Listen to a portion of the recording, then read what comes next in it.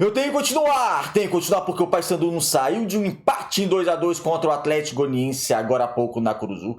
Um placar que não era o desejado, o Paysandu precisava vencer, continua na zona de rebaixamento, em uma situação difícil, não perdeu ainda o Claudinei Oliveira, mas precisa fazer 3 pontos dentro de casa, porque precisa sair o quanto antes dessa zona de despromoção. Teve lance polêmico que nós vamos abordar aqui no vídeo. Teve vários cenários a partida, em um momento o Atlético Goianiense muito melhor, em outro momento o Paysandu muito melhor, muita coisa para a gente falar do jogo de hoje. E eu conto com a colaboração de todos. Gostando desse tipo de conteúdo, compartilhe, é o conteúdo de análise. A proposta do canal é analisar o futebol paraense. Então gostando, compartilhe com os amigos, se inscreva no canal, deixe seu like. O meu nome é César Marink, sou o criador desse canal e vamos juntos analisar Paysandu 2, Atlético Goianiense também 2. Quem acompanha meu canal sabe que no início eu contei lance polêmico, eu já abordo logo de cara para se livrar, porque eu gosto de falar da partida, analisar a partida em si. Claro, lances polêmicos também fazem parte do jogo, mas eu não gosto de perder muito tempo com isso. Eu acho horrível programas esportivos que perdem 1 hora para falar de lance de arbitragem. Então vamos aqui falar dos lances polêmicos rapidamente. Foram 2. Primeiro eu vou começar pelo segundo, que foi o quê? O juiz ter mandado voltar o pênalti depois que o Gabriel ter defendido e fez certo. Independentemente se você achou que foi pênalti ou não, fez certo em mandar voltar, porque a questão não é só invadir a área. É que o jogador que invadiu a área, o Ronaldo Henrique, ele participa diretamente do rebote, que ele que tira a bola. E quando o batedor vai fazer a cobrança, o Ronaldo Henrique estava quase do lado dele já. Então assim, o juiz acerta em mandar voltar. Então, para mim, isso nem tem polêmica, não. Vamos agora, realmente, para o lance polêmico, foi a marcação do pênalti, que eu não marcava. Eu coloco a culpa desse pênalti, a responsabilidade dessa marcação, não no juiz, mas no VAR. O juiz está de frente para o lance. Teve um puxão? Teve. O Vilela foi imprudente, tá, gente? Não tem que passar a mão na cabeça dele e falar que não foi nada. Não, ele puxou, tá? Ele foi imprudente. Ele puxou e puxou, às vezes, até de maneira meio assintosa, tá? É uma imprudência que ele comete em algumas partidas com algumas faltas que não precisava fazer, com cartão amarelo, e ele sim, ele puxa. O lance atrás do gol à câmera, é claro que ele puxa. Só que esse lance acontece várias vezes. Às vezes um pouco mais assintoso, às vezes menos assintoso. Mas acontece várias vezes durante a partida. E o juiz estava de frente para o lance. Se o juiz, em velocidade normal, não marcou o pênalti, o VAR não tem que chamar. Ele entendeu, ele estava de frente, ninguém estava tapando ele. Tem a câmera que mostrou que está de frente para o lance. Ele deve ter visto, como ele viu, um certo agarrão, mas ele achou que não era o suficiente para marcar o pênalti. O VAR interveio, para mim erradamente, e chama o árbitro. Quando chama o árbitro, coloca o árbitro numa situação complicada. Por quê? Porque o árbitro está de frente para a televisão, vendo que o Vilela realmente puxou o jogador do Atlético Goianiense. Como é que ele não vai marcar esse pênalti assim? Então, o VAR interveio de uma maneira errada. E se ele interveio para esse lance, ele tem que intervir para vários outros lances dentro da área. Também chamar o juiz. Ó, juiz, olha, teve um puxão aqui. 2 minutos depois, olha, teve um puxão aqui. Então, na minha opinião, não marcaria o pênalti, porque o juiz entendeu que não foi pênalti no momento do pênalti. No momento. Não é aquele lance, claro, aquele lance de carrinho dentro da área, acertou o jogador e o juiz errou completamente, sabe? Esse é um erro crasso da arbitragem? Não, não foi esse tipo de lance. O VAR interveio nesse lance, para mim, não deveria intervir, deveria deixar o juiz julgar no momento da partida em velocidade normal, porque vai lá para a câmera, aí tem câmera lenta, aí tem aquela velocidade mais lenta, que aí vai mostrar ainda mais o Vilela puxando o jogador, enfim. Se ele tivesse marcado dentro de campo mesmo, eu concordaria, mas ele não marcou e para mim o VAR interveio errado, porque lances como esse ou parecido tem na partida inteira em vários jogos. Vamos agora falar do jogo em si. Do jogo em si, o Paysandu foi escalado com Gabriel no gol, Brian Bosch na direita, Thalisson, Nobijo, Heverson na esquerda, Ronaldo Henrique, Vilela, Denner, Rossi, Vini e Garcês. E foi um começo de jogo que o Atlético Goianiense foi avassalador, né? Avassalador. O Atlético Goianiense, quando ele marca o gol aos 27 minutos, ele tinha dado 13 finalizações contra nenhuma do Paysandu. Nenhuma. Eu acho que o empate é justo, tá? Porque esse cenário desse início... Início não, nem foi tão início assim. 30, 35 minutos de jogo, só deu Atlético Goianiense. Foram 13 finalizações até fazer o gol contra nenhuma do Paysandu. É Gabriel salvando, é jogador do Paysandu tirando quase em cima da linha. Foi um sufoco. A equipe goianiense foi muito melhor. Até sai o gol, Marcelinho finaliza. Alguns falam que dava para pegar ou não, acho uma bola muito difícil. Se pegar, seria aquela grande defesa, aquela defesa gigante do Gabriel, que foi bem na partida, porque fez outras defesas importantes, mas o Atlético Goianiense fez o gol. Depois que faz o gol, ainda consegue pressionar mais 5 minutos e o Paysandu acorda. O Paysandu acorda depois que sofre o gol, e eu pergunto por quê? O Paysandu começou a agredir o Atlético Goianiense depois que sofreu o gol. Pra você ter uma ideia, em 15 minutos, o Paysandu finalizou 4 vezes ao gol. Cerca de 35 minutos não tinha finalizado nenhuma vez ao gol jogando dentro de casa. Então o Paysandu sofre o gol, espera sofrer esse gol para começar a tentar agredir o adversário. O Paysandu, para mim, tinha um problema grande no ataque. Por quê? Era o Denner na armação. A escalação em si, ok. Talvez, com os jogadores que estavam à disposição, eu montaria esse time também. Talvez não só com o Vini. Vai jogar como centroavante, eu colocaria o Benítez. Gosto do Benítez? Não. Mas ele é o centroavante do elenco, colocaria ele. Mas esse quarteto não estava funcionando. Denner, Rossi, Vini e o Garcês. Principalmente o Denner e o Vini.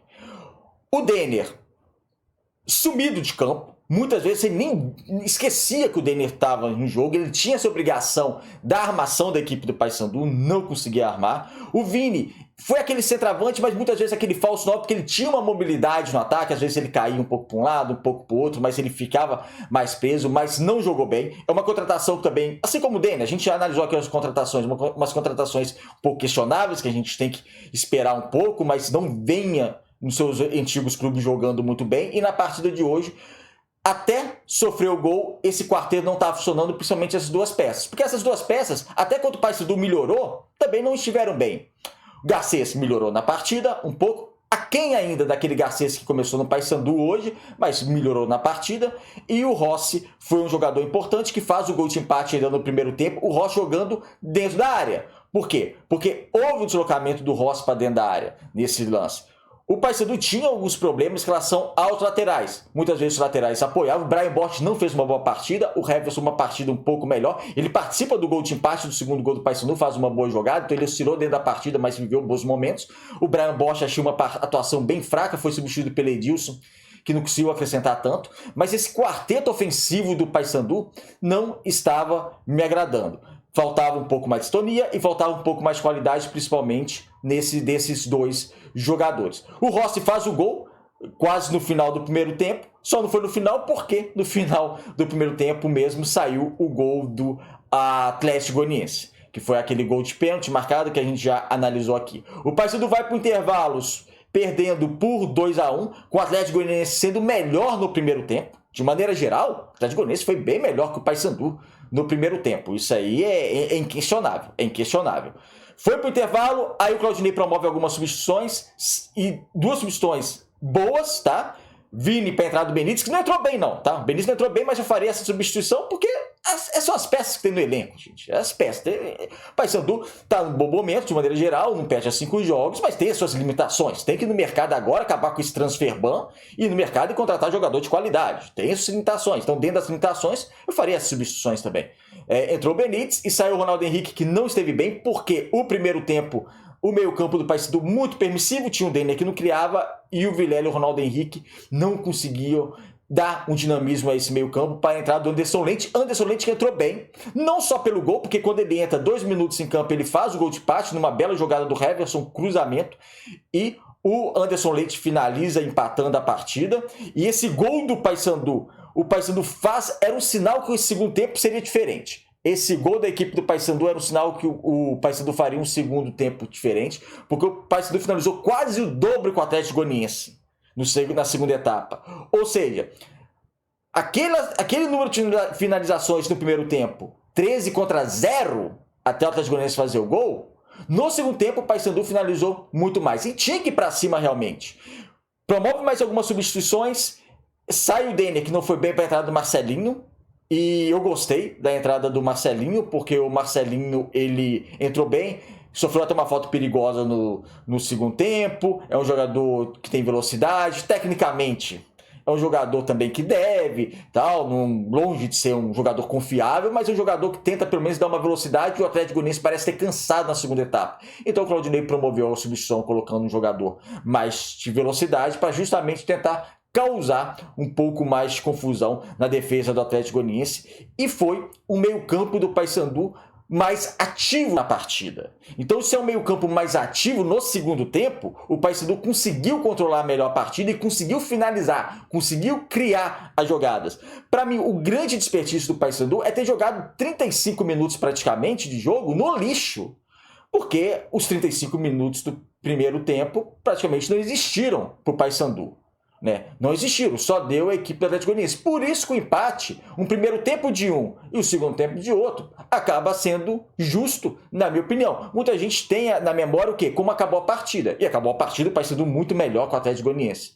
Só que a gente não pode esquecer que a partida tem 90 minutos. E 90 minutos, nos primeiros 35, no primeiro tempo, o Atlético Goianiense foi superior à equipe do Paysandu, independentemente. Igual eu falei, não teria dado pênalti, independentemente se foi pênalti ou não, na opinião de cada um. Mas o Atlético Goianiense foi melhor que a equipe do Paysandu. Mas na segunda etapa, o Paysandu quis o jogo, procurou bolas cruzadas, teve também um pouco mais jogadas pela linha de fundo. O Paysandu tentou envolver mais o adversário, conseguiu criar mais oportunidades, mas ficou nesse empate de 2-2. E agora o calendário do Paysandu é um calendário complicado, porque o Paysandu agora, nos próximos 4 jogos, 3 são fora de casa. Por isso que era necessária a vitória hoje, de qualquer maneira. Vai jogar agora contra o Curitiba no Couto Pereira, depois lá em Manaus com o Amazonas, volta para jogar contra o Atlético na Curuzu, pela última rodada do turno, e na estreia, ou na primeira rodada do segundo turno, joga lá em Curitiba de novo contra o Atlético Paranaense. Ou seja, dos próximos 4 jogos, 3 fora de casa, por uma situação do Paysandu em zona de rebaixamento. E eu digo mais, o Paysandu tem que buscar ponto fora de casa. E o Paysandu, digo mais ainda, o Paysandu tem que buscar vitória fora de casa. Vai ter que buscar. Contra o Curitiba vai ser difícil, líder do campeonato, complicado. O empate para mim já tá ótimo, tá? Tá ótimo. Não pode repetir a atuação que teve lá contra o Avaí, que jogou de maneira horrorosa. Muito fraca a atuação do Paysandu lá fora de casa contra o Avaí. Tem que ter uma atuação melhor, tá? Tem que ter uma atuação melhor num jogo difícil. Mas tem que pontuar. Pontuar lá, tentar buscar uma vitória. Amazonas é confronto direto, fora de casa, mas a torcida do Amazonas no lote estádio, bem longe disso. Capaz de ter mais torcedor do Paysandu lá em Manaus do que do Amazonas. Então dá para buscar a vitória. Depois pega o Atlético aqui, confronto direto, dá para buscar a vitória. Ou seja, pegar só os 3 próximos jogos. Dos 4 próximos jogos, 2 em Curitiba contra o Curitiba, Atlético Paranaense não é confronto direto, são 2 times que estão disputando acesso, e outros 2 lá em Manaus com o Amazonas, em casa com o Atlético, confronto direto. E esse confronto direto não pode pensar, principalmente dentro de casa. É isso, amigos, obrigado por assistir o vídeo até o final. Se inscreva no canal, um abraço e até o próximo.